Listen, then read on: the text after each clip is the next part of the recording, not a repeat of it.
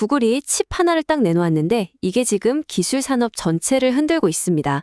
이 작은 조약돌 하나가 어떻게 거대한 파장을 일으키는지, 그 연쇄 반응의 끝에는 과연 뭐가 있을지 지금부터 하나하나 짚어보겠습니다. 네, 오늘 우리가 살펴볼 내용은 바로 이겁니다. 구글이 던진 작은 조약돌, 그 새로운 칩에서 시작해서요, 이게 어떻게 전력 효율 전쟁으로, 또 한국의 공급망으로, 그리고 아주 흥미로운 유리 기판 퍼즐로 이어지는지 볼 거고요. 마지막으로는 이 모든 게 삼성의 새로운 시작과 어떻게 맞물리는지 그 가장 넓은 파문까지 따라가 보겠습니다. 자, 모든 이야기의 시작은 바로 이 조약돌입니다. 호수에 조약돌을 던지면 파문이 쫙 퍼져나가잖아요. 바로 그 조약돌 역할을 한 사건, 구글의 7세대 TPU, 즉 텐서 처리 장치가 세상에 나온 겁니다. 이 칩의 코드명이 아이언우드인데요. 뭐랄까 이름부터가 좀 단단한 느낌이 들죠? 실제로도 AI 연산 시장의 최고 자리를 노리고 만든 아주 야심찬 칩입니다. 성능을 한번 볼까요? 최고 4.6 Pflops. 이게 어느 정도냐면요. 시장의 절대 강자인 엔비디아의 최상위 칩 바로 아래. 그런데 또 그 다음으로 강력한 칩보다는 위, 딱 그 사이예요. 그러니까 절대 보급형 칩이 아니라는 거죠. 그런데 진짜 재밌는 건 구글이 내세우는 핵심이 단순히 우리가 이만큼 빠르다가 아니라는 점입니다. 자, 여기서부터 첫 번째 파문이 시작됩니다. 속도 경쟁이 아니라면 도대체 뭘로 싸우겠다는 걸까요? 전쟁터가 바뀌고 있다는 신호죠. 지금까지 AI 시장은 사실 단순했잖아요. 누가 더 빠른 칩을 만드냐? 이게 거의 전부였죠. 근데 이 질문, 성능이 전부일까? 이게 바로 지금 판을 바꾸고 있는 겁니다. 그러니까 기업들 입장에선 이런 고민에 빠진 거예요. 계속 쓰던 엔비디아의 쿠다 생태계, 이거 진짜 편하고 좋은데 이걸 계속 쓸까? 아니면 저쪽은 전기요금이 확 줄어든다는데? 바로 이 딜레마죠. 익숙함이냐 아니면 엄청난 비용 절감이냐. 선택의 시간이 온 겁니다. 이게 왜 그렇게 중요한지 알려면 AI의 학습과 추론을 구분해야 돼요.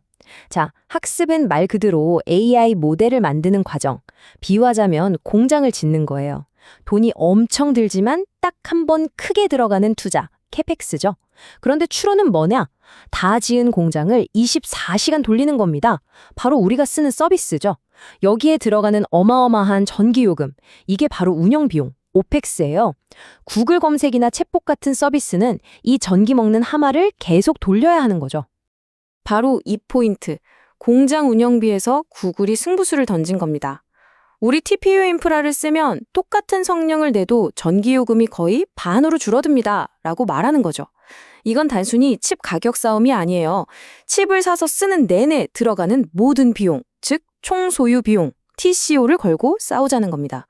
이건 정말 강력한 한방이죠.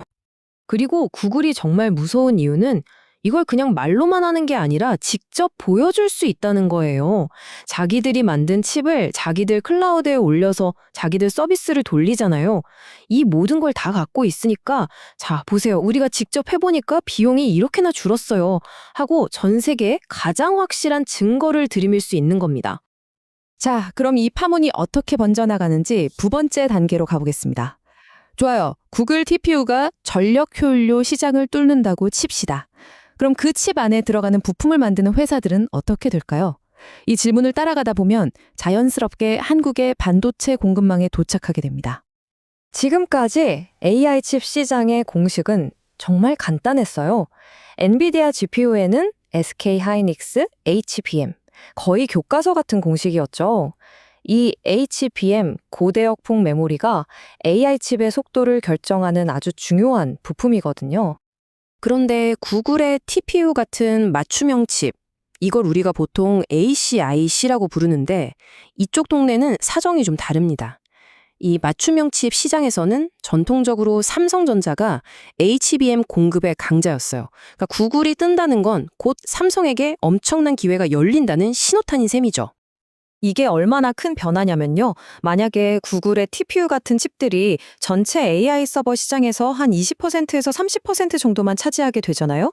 그것만으로도 HBM 시장은 SK하이닉스가 혼자 달리던 운동장에서 삼성전자와 SK하이닉스가 어깨를 나란히 하고 경쟁하는 구도로 완전히 바뀌어버립니다. 말 그대로 게임의 룰이 바뀌는 순간이 오는 거예요. 이 공급망의 흐름을 조금 더 깊게 파고 들어가 볼게요. 그러면 아주 흥미로우면서도 좀 복잡한 기술 하나랑 마주치게 됩니다. 바로 차세대 칩 패키징의 게임 체인저로 불리는 유리기판입니다. 그런데 여기서 중요한 게 유리기판이라고 하면 그냥 하나로 생각하기 쉬운데 사실은 크게 두 종류가 있어요. 여기 표를 보시면 글래스 인터포저와 글래스 코어 기판으로 나뉘죠. 쉽게 생각해서 인터포저는 비싼 실리콘을 대체하기 위해 지금 당장 필요한 거고요. 코어 기판은 앞으로 나올 아주 큰 칩들을 위한 미래 기술이라고 볼 수 있습니다. 이 둘을 구별하는 게 이 퍼즐을 푸는 열쇠입니다. 얼마 전에 삼성전기, 스미토모 화학, 동호화인캠 이 쟁쟁한 회사들이 뭉쳐서 합작법인을 하나 만들었어요.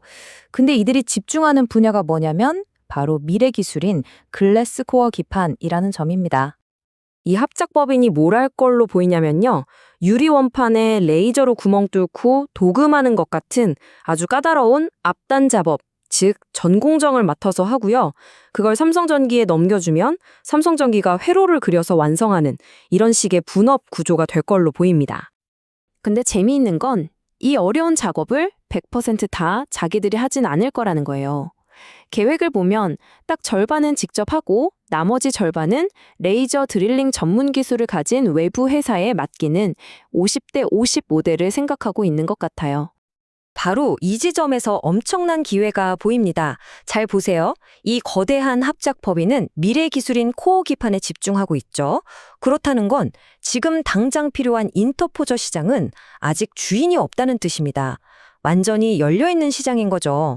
누가 먼저 이 시장에 깃발을 꽂느냐에 따라 판도가 결정될 겁니다. 자, 이제 마지막으로 가장 넓은 파문으로 가보겠습니다. 지금까지 이야기한 이 모든 기술적인 변화들이 과연 기업의 전략과는 어떻게 연결될까요? 놀랍게도 이 모든 일들이 삼성이 아주 큰 변화의 시기를 맞이한 바로 그 타이밍에 벌어지고 있습니다. 최근 삼성의 리더십 변화를 보면요, 메시지가 아주 명확합니다. 그동안 리스크 관리에 집중해왔던 정연호 부회장이 물러나고 사업 지원실 중심의 새로운 투톱 체제가 들어섰거든요. 이건 쉽게 말해 이제 수비의 시대는 끝났다는 선언과도 같습니다. 결국 핵심은 이거죠. AI와 전장 같은 미래 사업을 중심으로 공격적인 투자를 하겠다는 겁니다. 정말 절묘한 타이밍 아닌가요?